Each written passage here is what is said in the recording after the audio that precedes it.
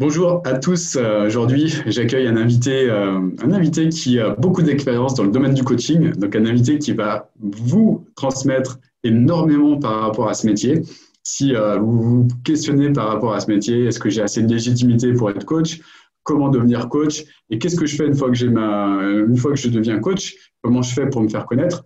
Aujourd'hui, il va nous répondre à toutes ces questions. Donc, cet invité, c'est Monsieur Franck Marchex. Salut, Bonjour Franck. salut Olivier, Merci pour d'avoir répondu à cette invitation. Franck, avec ça me plaisir. fait vraiment plaisir que tu sois là. Donc, Franck, est-ce que tu pourrais te présenter pour les personnes qui ne te connaissent pas encore? Je me présenterai en disant que je suis un vétéran du coaching en fait. Ça fait plus de 15 ans que j'ai mon cabinet. Alors moi, je suis installé à Limoges, au centre de la France, depuis 15 ans, depuis mes débuts en fait. J'ai commencé surtout par de la thérapie par l'hypnose. Ensuite, je suis passé plutôt par ce qu'on appellerait l'hypno-coaching, donc le coaching par l'intermédiaire de l'outil hypnotique. Donc c'est souvent des sessions extrêmement courtes, un petit peu comme l'hypnothérapie. C'est des sessions qui sont vraiment très très courtes. C'est assez rare que j'accompagne un client sur plus de 4 à 5 séances. Et voilà. Et aujourd'hui, je suis plutôt spécialisé sur l'accompagnement des dirigeants ou des entrepreneurs pour les aider en fait à écrire leur histoire et à raconter leur histoire sur scène ou en vidéo et de les aider en fait à sublimer leur message pour les transformer en histoire et faire en sorte de développer leur business. Ok, merci pour cette présentation. Donc, moi, ce que j'aimerais te poser comme question, ce sont des questions qui tournent autour évidemment du métier du coaching. Mhm. Et surtout répondre à un certain nombre de questions que se posent des personnes qui ne sont pas encore coach et qui se demandent comment faire pour devenir coach, quelle est la meilleure voie, la voie royale pour devenir et quelles sont les qualités nécessaires à avoir en soi pour le devenir, pour exercer ce métier. Écoute, comme on en parlait juste avant l'enregistrement, pour moi, il y a d'abord deux postures dans le coaching. Il y a le coach entrepreneur, c'est celui qui va créer son cabinet et qui va donc devoir se vendre. Et puis, il y a le coach interne à l'entreprise, c'est-à-dire le coach qui va, lui, plutôt être en entreprise. Et on pourrait parler d'une toute petite autre partie, un autre profil qui est plutôt le coach associatif, c'est-à-dire le coach qui, lui, va faire ça un peu en mode cool et enfin cool. C'est pas péjoratif du tout, mais sans avoir la pression de l'entrepreneuriat. C'est-à-dire qu'il va avoir une association, il va aider des gens. Ça peut être dans un but évidemment non lucratif ou un but, pourquoi pas, humanitaire. Donc, on va dire qu'il y a à peu près ces trois profils, avec le troisième profil qui est un petit peu plus rare, mais bon, qui peut exister. Donc, quand on démarre, la question à se poser, c'est est-ce que je veux être un coach interne en entreprise ou est-ce que je veux être un coach entrepreneur? Et donc, la qualité numéro un en étant un coach entrepreneur, c'est d'abord d'être un entrepreneur, c'est-à-dire d'avoir un mindset d'entrepreneur. Si je ne sais pas me vendre et si j'ai peur de me vendre et si j'ai peur de l'argent et si je n'ai pas cette qualité d'entrepreneuriat et cet esprit, ce mindset de l'entrepreneuriat, il ne faut pas se voiler la face, ça va être compliqué. Mm. Ensuite, si on veut être plutôt coach interne, du coup, c'est intéressant parce que on est plus dans un esprit salarié, dans un esprit un petit peu plus logique, et on peut intervenir directement dans de plus en plus de sociétés qui vont en fait embaucher des coachs et les garder en interne, avec ce petit bémol que en fait un coach interne est quand même partie prenante du système. Donc, pour ceux qui vont travailler avec des outils tels que la systémie, on se rend compte assez rapidement qu'il peut aussi y avoir un certain nombre de limites à faire partie du système et à tenter de coacher le système. Donc, tu vois, les qualités ou les compétences de l'un et de l'autre vont être un tout petit peu différentes dès le départ. Est-ce que je veux plutôt entreprendre ou est-ce que je suis plutôt avec cette vision où je veux de la sécurité et à ce moment-là, plutôt chercher un poste de salarié. Coach, Mm, mais mm, salarié.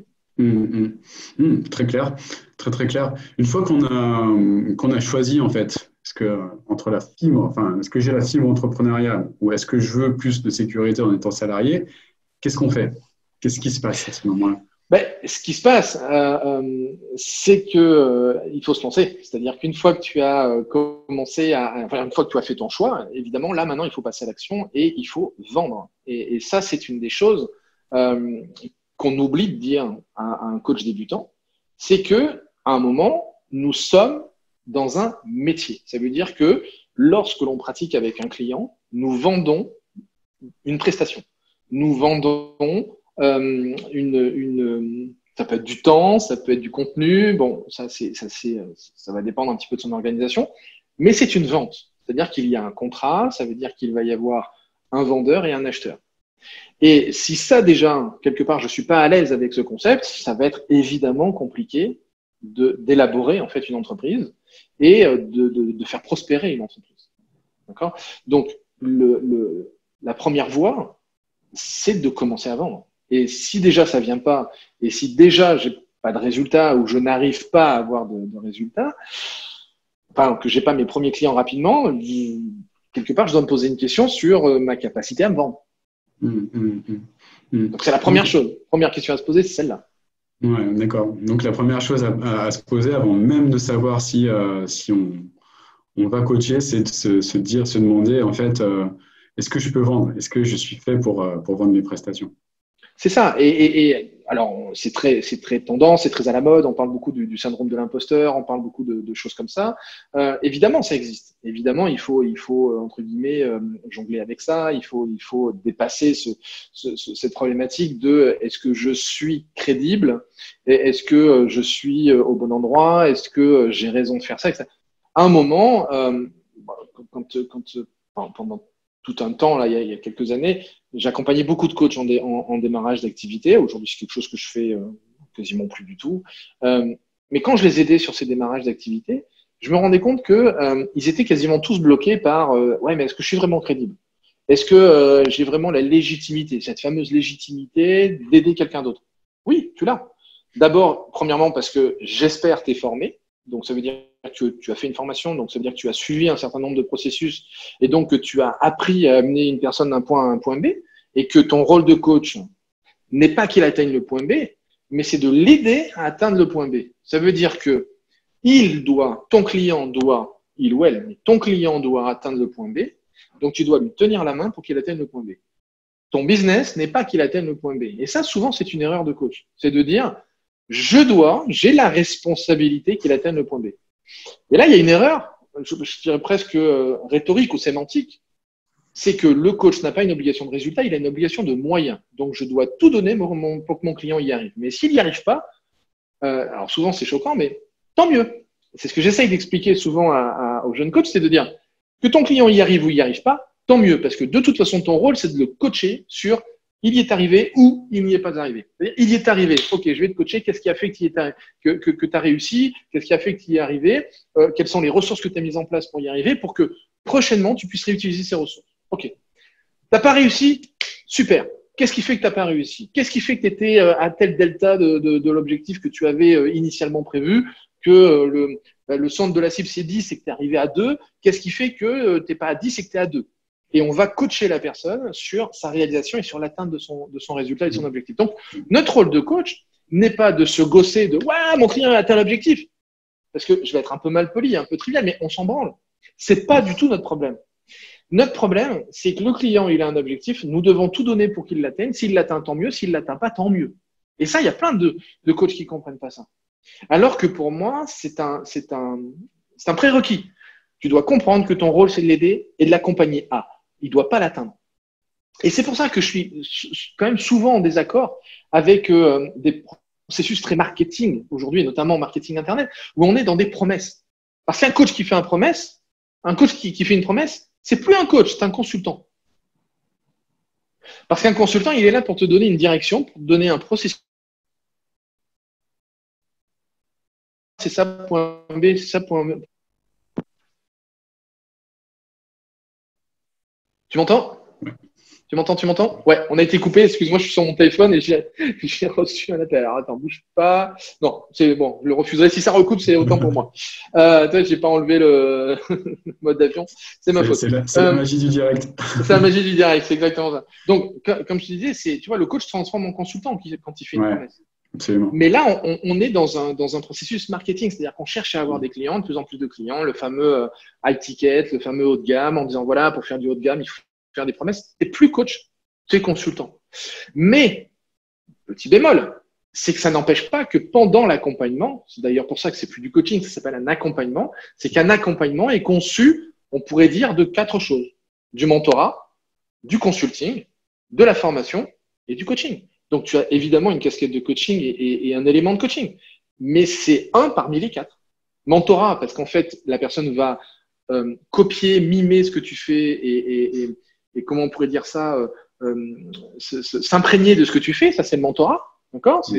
Elle va s'inspirer de ce que tu fais. Ça, c'est le mentorat.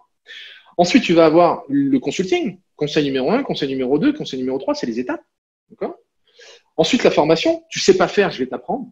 Donc, tu sais pas faire ci, tu sais pas faire ça, tu sais pas faire un tunnel de vente, je vais t'apprendre. Tu sais pas faire un webinaire, je vais t'apprendre. Tu sais pas faire, pourquoi pas, tu sais pas coacher les gens qui ont tel problème, je vais t'apprendre. C'est de la formation. Et évidemment, le coaching, c'est de quoi tu as besoin pour être meilleur. Et là, on est dans du questionnement, on est dans de la recherche de ressources et dans une compréhension un petit peu plus, un petit peu plus élargie. Hein, c'est-à-dire que on est dans comment faire développer la compétence du client. D'accord. Et c'est pour ça que souvent, ces offres-là, ce ne sont pas des offres de coaching, ce sont des offres d'accompagnement. Parce que dans un accompagnement, tu as tout ça.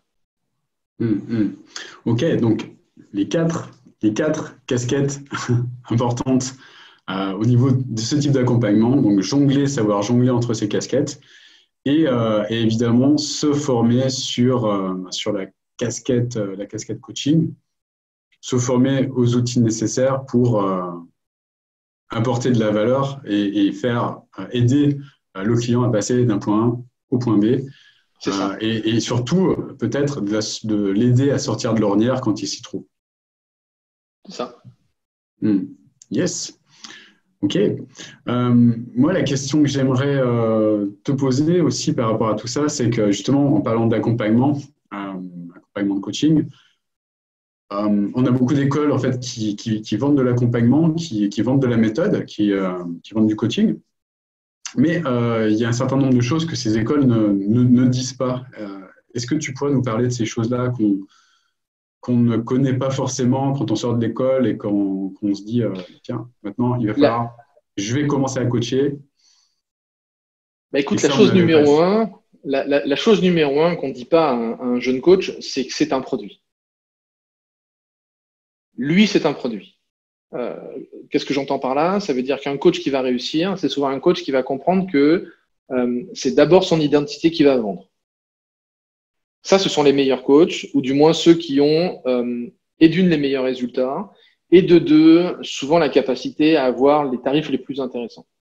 Parce que moi, sur ma ville, j'étais le thérapeute le plus cher et le coach le plus cher, mais parce que quand les gens venaient me voir, ils ne voulaient pas de l'hypnose, ils ne voulaient pas du coaching, ils voulaient travailler avec Franck.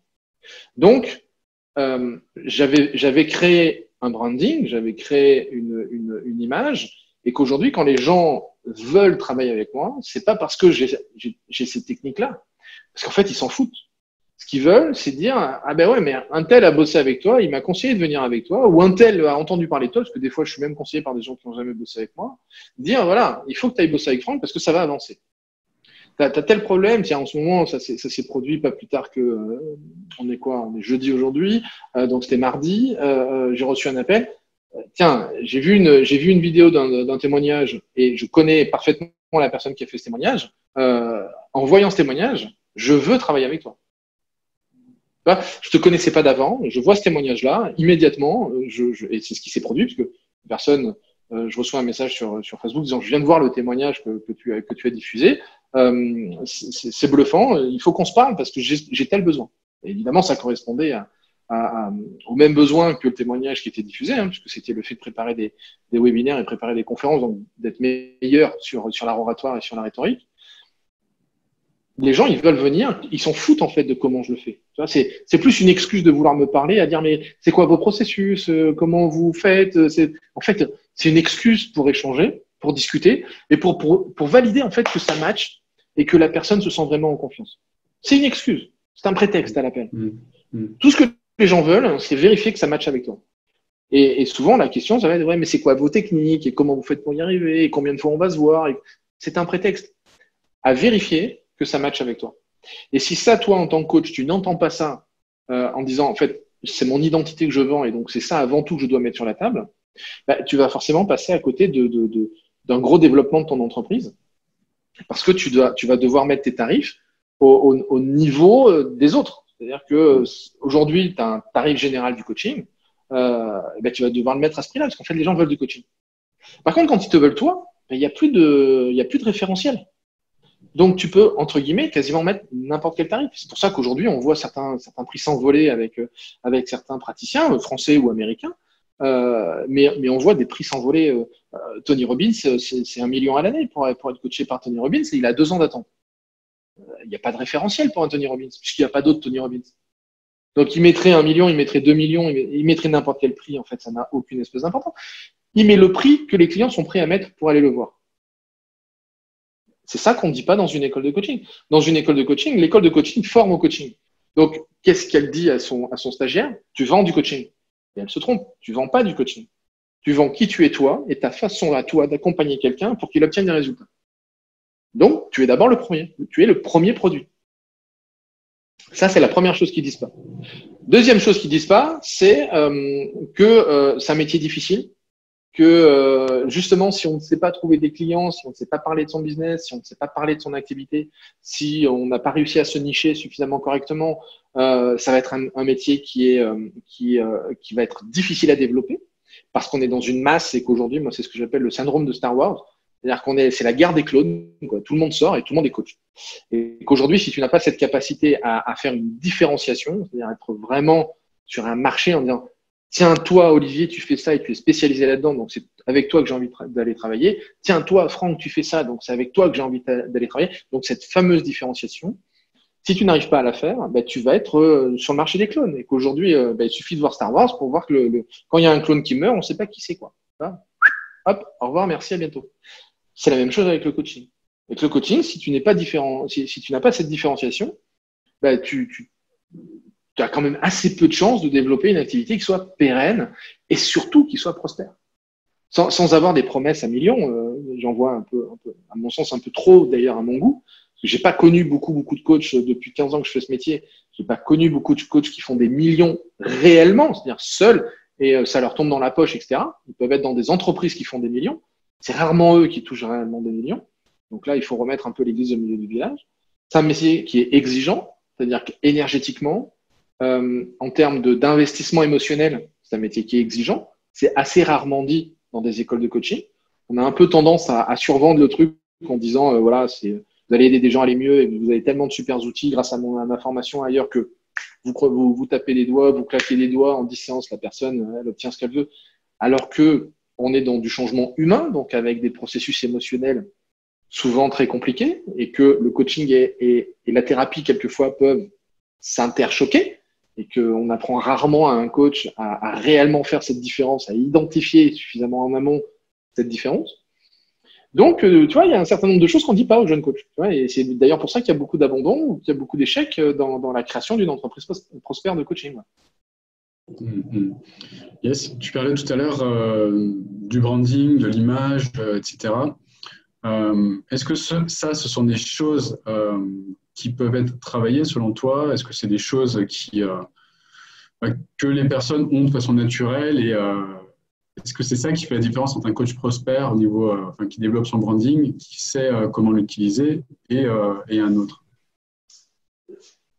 Tu sais, c'est comme le talent. Tu as des gens qui sont naturellement doués et puis tu en as qui le sont naturellement moins. Pour le branding, c'est un peu la même chose. Tu as des gens, je te donnerai l'exemple de quelqu'un avec qui tu as travaillé, Julien Musi, qui a développé son truc. Il a compris très rapidement. Après, bon, c'est un challenger, c'est un ancien compétiteur, donc il y a aussi ce côté-là important dans sa personnalité. Il a compris rapidement que ce qui compte, c'est le branding. Donc, tiens, ça m'a fait rire parce qu'il n'y a pas longtemps, je crois que tu t'es acheté une montre aussi, et en fait, il avait commencé à faire un de ses premiers posts un peu coach, prospère, riche et tout ça, en disant lui aussi qu'il avait changé de montre. Ça, c'est du branding. C'est du branding, pourquoi? Parce que si moi je suis coach et que j'ai assez d'argent pour m'acheter une montre qui est hors de prix, ça veut dire que mon système il fonctionne. C'est du branding. Tu en as plein qui vont être incapables de faire ça et qui vont peut-être soit pas forcément être d'accord avec le fait de le faire, mais d'autres qui ont carrément pas compris que c'était important de le faire. D'accord? Donc, quand j'étais, moi, je te dis, ça fait 15 ans que j'ai fait du coaching. Au tout début de mon activité, quand ça a vraiment décollé, moi j'ai acheté une voiture de sport. Et tu vois, c'était pas une montre, c'était une voiture de sport. Mais c'est en fait c'est le même business. Bon, à l'époque, il n'y avait pas YouTube, hein, donc je suis un peu dinosaure. Mais donc je me suis pas filmé avec ma voiture. Mais quand j'allais chez des clients avec cette voiture, évidemment, ça en jette. Évidemment, ça en jette. Pourquoi ça en jette? Parce que quand tu as, et d'ailleurs, on se marrait beaucoup avec mon comptable, parce que mon comptable, il disait, vous voyez, dans votre métier, c'est bien d'avoir une voiture de sport. Dans le mien, il faudrait surtout pas. Parce que lui, on le paye trop en tant que, en tant que comptable. Mais un coach, c'est bien qu'il ait une voiture de sport parce que ça montre qu'il a des résultats, des clients riches et tout ça et tout ça. Donc, c'est bien d'avoir cette identité. Et ça, c'est du branding. D'accord. Pendant longtemps, bon, j'ai des boucles d'oreilles, ça se voit pas avec mon casque, mais j'ai des boucles d'oreilles à une époque où ça se faisait pas beaucoup. C'était du branding. Ça montrait à mes clients que j'étais en dehors du lot, parce qu'à l'époque, ça se faisait pas du tout. Je commençais à faire du coaching, j'avais donc enfin, là, j'en ai 42, donc à 15 ans, un peu plus d'une vingtaine d'années. J'avais la barbe parce que ça me vieillissait. Et que sans barbe, j'avais l'air tellement jeune que jamais personne m'aurait embauché pour faire du coaching. Enfin, c'était pas possible. Ça, c'est du branding. Donc, tout ce qu'on fait pour améliorer notre image et pour la faire coller le plus possible avec soit notre avatar, soit avec le type de client avec qui on a envie de travailler, c'est important. Parce que sinon, à un moment, il va y avoir un décalage. Yes. On parle beaucoup aussi d'identité professionnelle. Je vois beaucoup de personnes qui ont du mal justement à intégrer leur identité professionnelle et qui bloquent par rapport à ça, qui se perdent en fait parce que cette identité n'est pas forcément ancrée correctement en eux. Est-ce que tu aurais un conseil à leur donner à ces personnes-là pour justement ancrer les choses Tu peux pas ancrer un truc que tu n'as pas identifié. Donc, leur principal problème n'est pas dans le fait de l'ancrer. Leur principal problème, il est fait d'abord dans le fait de découvrir leur identité. C'est-à-dire, quel type de coach es-tu? Quel type de client as-tu envie de coacher ou d'accompagner? Quel type de résultats veux-tu chercher chez tes clients? Avec quel client veux-tu travailler? Avec quel client ne veux-tu pas travailler? Et donc, d'avoir d'abord cette réflexion sur quel type de coach je suis, quel type de coach j'ai envie d'être. Et tu peux pas ancrer ce qui est pas découvert. Donc, d'abord, tu vas chercher à le découvrir. Et ensuite, effectivement, tu vas l'ancrer. Et comment l'ancrer? C'est d'abord l'assumer. C'est d'abord publiquement, voilà, je travaille avec tel type de clients, je fais tel type de choses, voilà les résultats que j'obtiens avec mes clients, voilà le type de témoignage que j'ai réussi à obtenir. Voilà, c'est comme ça que tu vas l'ancrer. C'est en l'affirmant. C'est en étant fier de ce que tu fais et de la manière dont tu le fais. Ok, super. En tout cas, merci beaucoup, Franck, pour tous ces conseils. Je suis convaincu C'était un plaisir. C'était hyper intéressant d'échanger avec toi. Je suis convaincu que ça va aider beaucoup de personnes qui se posent toutes ces questions par rapport au coaching et leur apporter beaucoup de clarté dans leurs décisions. Donc, merci beaucoup pour cela. Avec plaisir. Où est-ce qu'on peut te retrouver, Franck? Écoute, on peut me retrouver à Limoges. Si quelqu'un veut venir boire un café ou veut venir boire un coup, je suis à Limoges, je suis facile d'accès. Non, sinon, les sites internet, c'est francmarchex.com. Sur ma page pro, aussi sur Facebook, c'est assez facile à me trouver. J'ai un blog qui s'appelle meilleurorateur.com. J'ai un groupe privé qui s'appelle Meilleur Orateur aussi. Mais voilà, c'est assez facile. De toute façon, vous tapez mon nom sur Internet. J'ai la chance d'avoir une chaîne YouTube qui est bien référencée et puis quand même pas mal de vidéos sur YouTube. Donc voilà, les gens qui sont intéressés par ce que je fais, normalement, me trouvent facilement. Ça ne devrait pas poser de problème. Ok, super. Merci beaucoup, Franck. Avec plaisir. En tout cas, si tu as aimé cette vidéo, tu mets un gros like en dessous et puis tu la partages. Et puis dis-nous en commentaire également si toi, tu souhaites devenir coach, si ça a répondu à un certain nombre de tes questions. Et si tu en as d'autres, eh bien, tu les mets en commentaire et j'y répondrai avec grand plaisir. Merci beaucoup, Franck. Et, avec grand plaisir. À très bientôt pour une nouvelle vidéo. Ciao, ciao. Ciao.